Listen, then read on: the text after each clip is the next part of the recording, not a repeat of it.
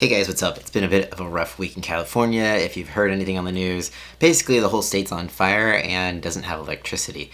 I finally got electricity back on for a very small amount of time, so I just want to use this moment to create a video. I don't know when the next time is I'm going to be able to make a video because power is going back off early morning tomorrow. I don't know if that means like midnight tonight. They haven't really told us. So we just got the power back on today at I think it was like around 2 o'clock. And it was off for 2 days previously. And then we had 1 day break and it was off for a day before that. So it's been crazy. But I'm gonna make a video now before I can't. And the thing that I want to talk about in this video, it's been circulating around a lot. And I just felt like I needed to touch on it. I'll just go to an article right now and kind of read you a bit about what's going on. So, a bitter custody battle in Dallas that centers on the gender identity of a 7-year-old child provoked an outcry among conservatives this month. The child's mother, Anne Gorgeous, I'm butchering that name, I'm sorry, had honored what she said was the child's preference to live as a girl and sought to compel the father, Jeffrey Younger, to do the same, according to court documents. But Mr. Younger insisted that the child is a boy and said that Miss Gorgulis was manipulating the child's identity. So despite me probably butchering the mom's last name, moral of the story, there's a 7-year-old.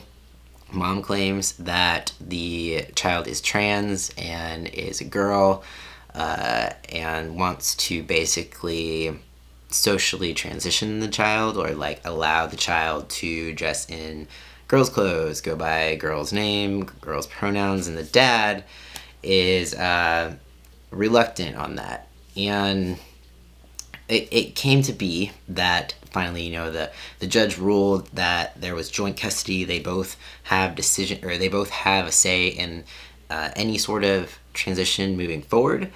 But it was a pretty big outcry on the right. And the thing that I really want to clear up is that, first of all, I can't really have a huge opinion on this case specifically. Nobody knows their business like the actual family knows the business. It depends on what media outlet that you read. If you're reading the New York Times, or if you're reading Fox News, or if you're reading whatever. You can draw an opinion from either of these things, but it comes down to no one knows the truth besides the parents, or maybe the judge or whoever's really involved with this case. But the outside perspective, all we have to go off of is the media, basically. So I don't feel particularly fond of having an opinion on this situation specifically. I don't have enough information. But something I do want to clear up that I keep seeing on the right wing is that their talking points are just annoying the fuck out of me. And I'm tired of it because all it is scare tactics and manipulation.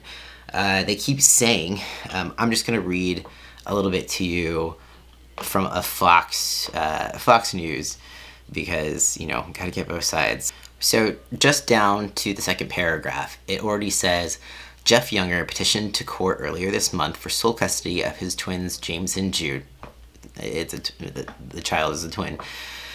In an effort to prevent their mother, Dr. Anne Dr. Anne, from allowing James to begin hormone replacement therapy. This is what I am tired of hearing about. Hello, people. A 7-year-old is not going to medically transition. They are not going to be put on hormones. They are not going to be put on puberty blockers yet. They're 7 years old. Puberty, the child's got a good amount of time left until that is going to have to be a decision. Puberty blockers are not prescribed to a child until adolescence.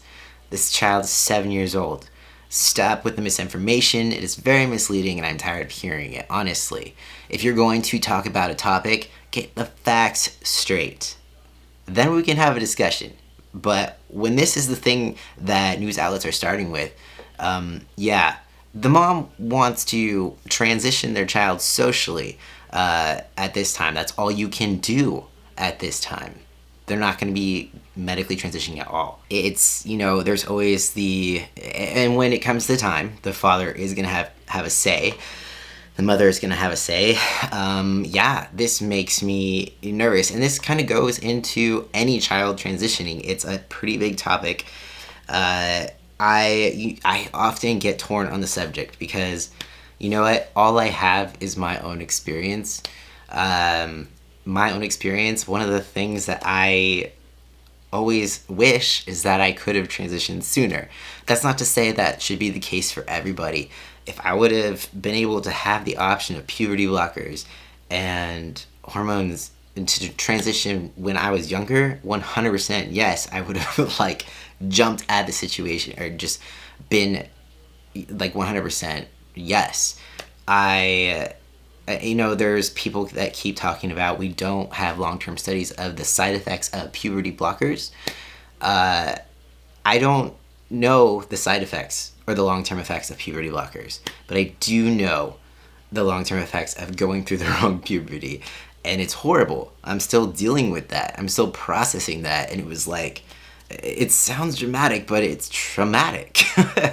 Going through the wrong puberty, it just, oh my gosh. And I feel like the consequence is feeling like you missed out on half your life. I feel like I would give anything to live through elementary school and junior high and high school and college as Cody, and not having lived it as, feeling like I was invisible, feeling like I was trapped in this shell that wasn't mine. There's so many times that I have to mourn my boyhood, or mourn all those years that I missed out from being my true self and being seen as who I am. So yeah, no, we don't know the long-term effects of puberty blockers, but oh man, if it was my choice, I would have been you know what, I don't care. Just let's do this. But that's not to say that I think that's what's right for every kid. And I think the overall lesson here is that we can't make any sort of determinations on every kid, every child that is trans. I think it has to be individual. We can't just set a general barrier to transition, because I do think that it needs to be addressed on an individual level. And I can't speak for I can't give an age. I can't be yeah, you shouldn't be able to transition until you're 18 years old. Of course we have restrictions on tattoos and smoking and drinking, but smoking and drinking and stuff, it doesn't involve going through the wrong puberty. There's going to be permanent effects of doing nothing, and permanent effects of doing something. So that's why it's such a toss-up for me. I can't decide on what would be the best thing to do in this situation. I think that the only thing that I would suggest is that they would seek therapy, family therapy, therapy for the child individually. That's all I can do is recommend therapy for anyone who is thinking about starting transition. Waiting as long as possible to make any medical decisions, I can't tell you what age that as long as possible is, but I do think there is, time. Of course, it can be limited, but I think that it should be pushed back as far as it can be. And do I think that we need to be, incorporating information about being trans within elementary school education? No, I think we should just let kids be kids. Let them live the childhood that they deserve. If there's a boy who wants to play with dolls, and if there's a girl who wants to play with G.I. Joes, or vice versa, just let them do it. I feel kind of fortunate enough that my childhood was pretty androgynous. My parents let me cut my hair off, and I was seen as a boy. I was always allowed to play the sports that I wanted to play. Like I played baseball, soccer, whatever with the boys, and I think that's like the best thing you can do. I don't think that forcing a child to conform to wearing only one thing or another or only certain colors, I don't think that's helpful. Just let your kid be a kid for as long as they possibly can. If things start to look weird or things start to change where the kid is not, like for me for instance, not growing out of being a tomboy or something like that, like then it should be addressed, you know, like there's that consistent persistent thing when it comes to kids who end up being trans. And I think you know what, there's always a risk of it being like, oh, this kid's gonna change their mind in the future. But if it was me, I would have been stoked. So we can't just go around saying that everyone's going to change their mind. We can't go around saying that there's one simple answer, one simple solution for every case for a kid that is trans. So all we can really do is move along with the kid, give it time, give it therapy.